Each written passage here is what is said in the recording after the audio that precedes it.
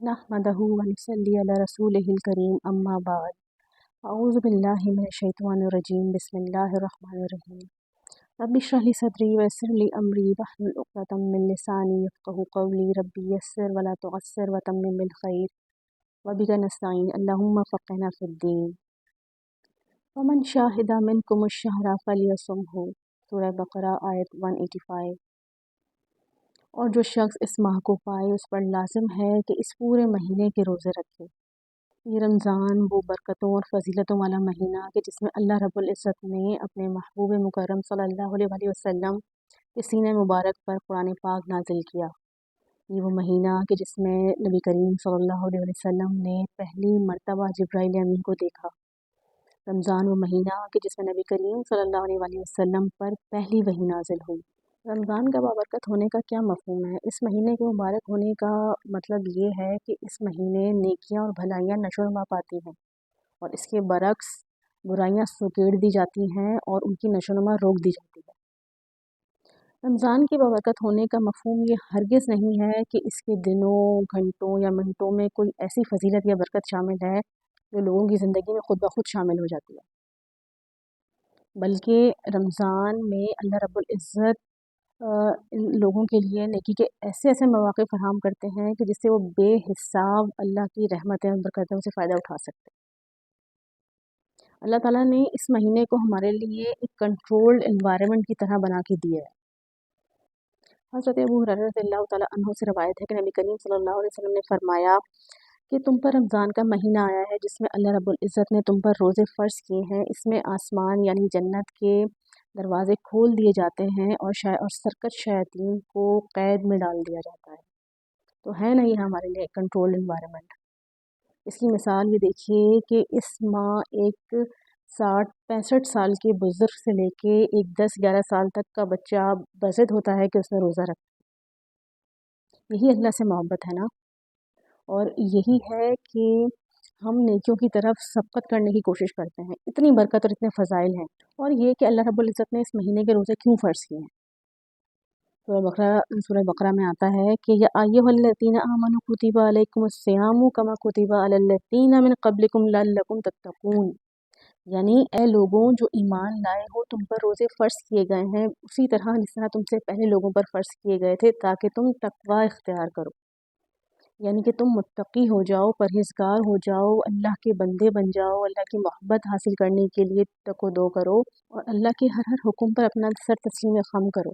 इस महीने अल्लाह रब्बुल इज़्ज़त अपने बंदे के बेहिसाब करीब हो जाते हैं। नबी करीम सल्लल्लाहु अलैहि वसल्लम ने फरमाया कि इब्ने आदम के हर अमल में इजाफ़ा किया जाता है और एक नेकी का सवाब 10 गुना से बढ़ाकर 700 गुना, बल्कि इससे भी कहीं ज़्यादा जितना अल्लाह रब्बुल इज़्ज़त चाहते हैं बढ़ाते हैं। लेकिन रोज़ा इससे मुस्तस्ना है। क्यों? क्योंकि अल्लाह रब्बुल इज़्ज़त फरमाते हैं कि रोज़ा खालिसतन मेरे लिए है, मेरा बंदा मेरी खातिर अपनी ख्वाहिशात और खाना तर्क करता है। ये कितना बड़ा फ़ज़ल है अल्लाह रब्बुल इज़्ज़त का इंसान पर। हमारा रमज़ान कैसा होता है? क्या हम रमज़ान की बरक़ात और फ़ज़ाइल समेटने में कामयाब होते हैं? हमें नहीं अंदाज़ा, हमें नहीं अंदाज़ा। क्यों? क्योंकि हमारा रमज़ान एक ही तर्ज से गुज़रता है, क्योंकि हमारे वालिदैन इस तरह रोज़ा रखते थे या उसका एहतमाम करते थे, तो इसी तर्ज पे हम भी सहरी और इफ्तार का इंतज़ाम करते हैं और हमारा रमज़ान गुज़र जाता है। कोई तब्दीली नहीं है इसमें। इस्लाफ जो गुज़रे वक्तों के नेक लोग हैं, वो रमज़ान से पहले यही दुआ करते रहते थे कि या अल्लाह हमें रमज़ान तक पहुँचा दें, या अल्लाह हमें रमज़ान तक पहुँचा दें। और रमज़ान के बाद वाले 6 माह सिर्फ़ इस दुआ में गुज़ारते कि या अल्लाह जो हमने रोज़े रखे हैं उनको कबूल फ़रमा लीजिए। क्या हमने कभी ये दुआ की?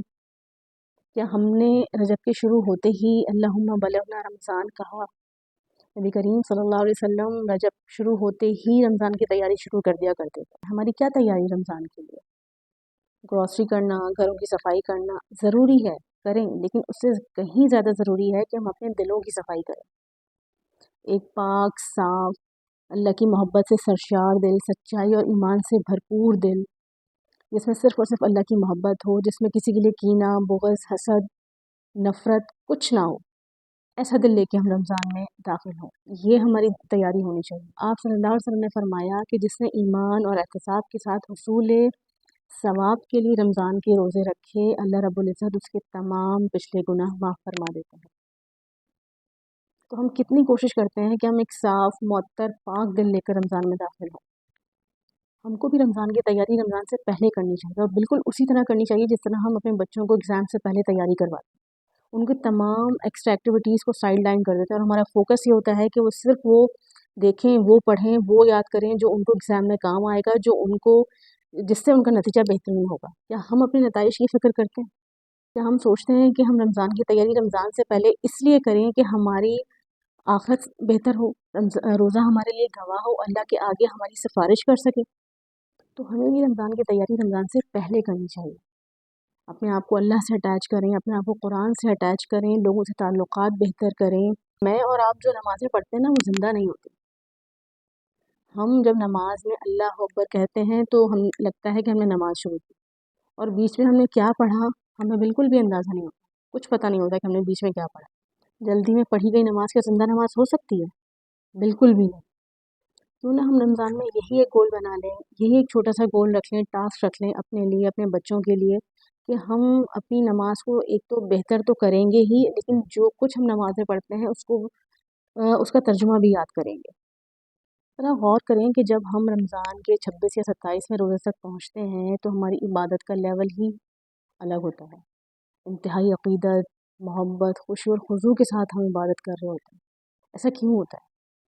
کیونکہ ہم مینٹلی پریپیئر ہو چکے ہوتے ہیں۔ ہماری پچھلے 25 دنوں کی پریکٹس ہوتی ہے، جو ہم 27ویں روزے کو یا 26ویں روزے کو اتنی بہترین عبادت میں مشغول ہوتے ہیں۔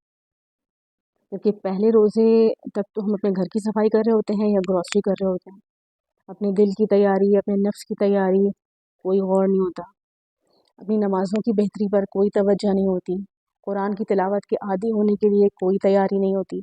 یہ تمام کام ہم نے پہلے روزے کے لیے اٹھا کے رکھے ہوتے ہیں کہ پہلا روزہ آئے گا، پہلا رمضان ہوگا تو اس دن سے ہم یہ سارے کام شروع کریں۔ لیکن یہ وہ مہینہ ہے کہ جس میں اللہ رب العزت میرے اور آپ کے نفس کی تربیت کر رہے ہوتے ہیں، تاکہ ان 30 دنوں میں ہمارے دل اتنے مضبوط ہو جائیں، ہمارا دل ہمارے جسموں کو اس طرح کنٹرول کرے کہ ہم اگلے 11 مہینے اسی طرز کے مطابق گزاریں۔ اللہ رب العزت نے اس ماہ ہمارے لیے حلال چیزوں کو روک دیا۔ یہی اللہ تعالیٰ ہماری تربیت کر رہے ہوتے ہیں کہ جس طرح ہم اس ماہ رکتے ہیں تو یہی ہم اگلے 11 مہینوں پہ چیزیں اپلائی کریں۔ ہمارا دماغ ہمیں بار بار یہ ریمائنڈ کرا رہا ہوتا ہے کہ اللہ رب العزت نے ہمیں روک دیا ہے کہ اس وقت رک جاؤ، کھانے پینے سے ہم رک جاتے ہیں، اور جس وقت اللہ رب العزت کا حکم ہوتا ہے ہم کھانا پینا شروع کر دیتے ہیں۔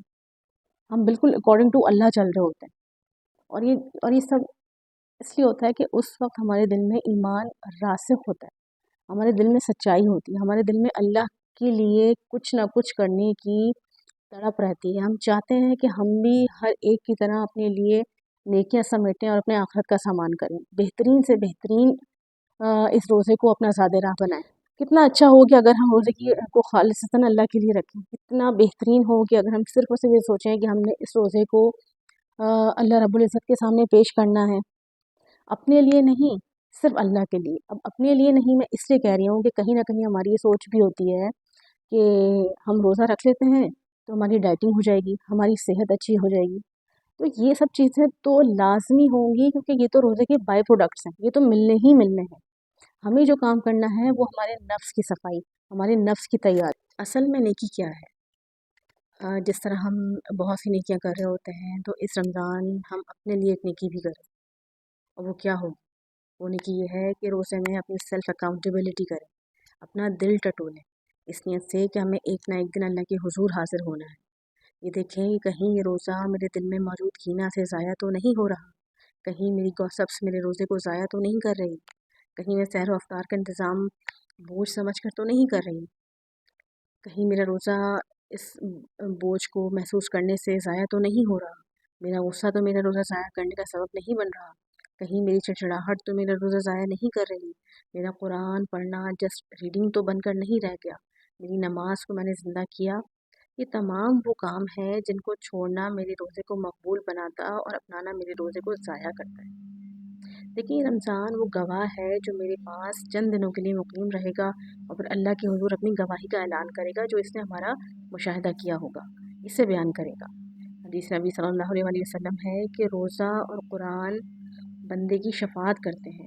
روزہ کہتا ہے اے رب میں نے اس کو دن بھر کھانے پینے سے اور شہوت سے روکے رکھا تھا، تو میری سفارش اس کے حق میں قبول فرما۔ اور قرآن کہتا ہے کہ اے رب میں نے اسے رات کو سونے سے روکے رکھا، تو اس کے حق میں میری سفارش قبول فرما۔ بس دونوں کی سفارش قبول کر لی جائے گی۔ تو بہت محبت سے روزہ رکھیں، ایمان کی سچائی سے روزہ رکھیں، اپنے دل کے نفس امارہ کو نفس مطمئنہ بنائیں، صدقہ کریں، اپنے ہر کام میں سچائی پیدا کریں، اپنا ایمان چیک کریں، جس طرح ہم اپنا بی پی اور وزن چیک کرتے ہیں نا عموماً، تو اسی طرح اپنا ایمان بھی چیک کریں۔ سحری کے وقت کو استغفار کے لیے مختص کر لیں، اذان کا جواب دینا ضروری کر لیں، اذکار کریں، قرآن مکمل کرنا ہے، اس کو ریمائنڈ کراتے رہیں، کوئی نہ کوئی دورہ قرآن ضرور سنیں، نماز وقت پر ادا کرنی ہے، اس کی پابندی کرنی ہے، اس میں پڑھنے والے تمام الفاظ ہمیں کا معنی ہمیں پتہ ہونے چاہیے۔ ایک اچھی بات ضرور کریں، پورے دن میں ایک اچھی بات ضرور کریں، کھانا کھلائیں، چاہے گھر والوں کو ہی صحیح لیکن خوشی سے کھلائیں، صدقہ کریں۔ ابن رجب کہتے ہیں کہ تمام کام رمضان میں ہو سکتے ہیں، یعنی کہ روزہ، نماز اور صدقہ۔ ہر نیک عمل کے بعد اس کے قبول ہونے کی دعا ضرور کریں، خوب خوب دعائیں کریں، یاد نہ ہوں تو لکھ لیں، قرآن کو دل سے سمجھ کر عمل کرنے کی نیت سے پڑھیں۔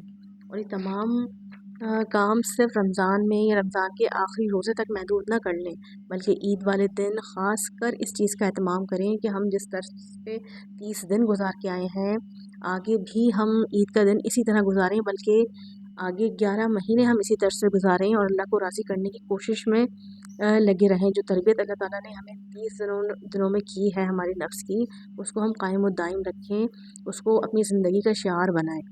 اللہ تعالیٰ میرا اور آپ کا حامی و ناصر ہو۔ وآخر دعوانا ان الحمد للہ رب العالمین۔